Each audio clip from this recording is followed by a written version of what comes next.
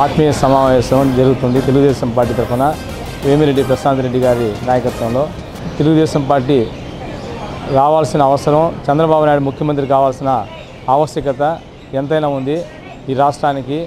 ఎందుకంటే ఈ రాష్ట్రం ఇప్పటికే కుక్కలు చింపిన ఇస్తరాకులాగా జగన్మోహన్ రెడ్డి నాయకత్వంలో 5 సంవత్సరాలు తయారైంది.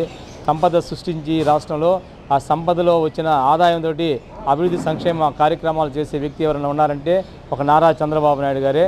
కానీ కేవలం అప్పులు చేసి పప్పు బెల్లం పెట్టే వ్యక్తి ఎవరైనా ఉన్నారంటే జగన్మోహన్ రెడ్డి గారు. కాబట్టి ఇప్పటికే 7 సార్లు కరెంటు బిల్లు పెంచడం, పెట్రోల్ ధరలు, డీజిల్ ధరలు పెరిగిపోవడంతో సామాన్యుడు యొక్క ఆర్థిక పరిస్థితి కుదేలైపోయింది. రాష్ట్రంలో నిత్యావసర వస్తువులు 2014-19 చంద్రబాబు నాయుడు గారి హయాంలో ఈ ఆంధ్ర రాష్ట్రంలో నేలను చూస్తుంటే ఈరోజు నిత్యావసర వస్తువుల ధరలు చుక్కలను చూస్తూ ఉన్నాయి. కాబట్టి ప్రజలందరూ పూర్తిగా ఈ యొక్క ప్రభుత్వాన్ని సాగనంపడానికి సిద్ధంగా ఉన్నారు.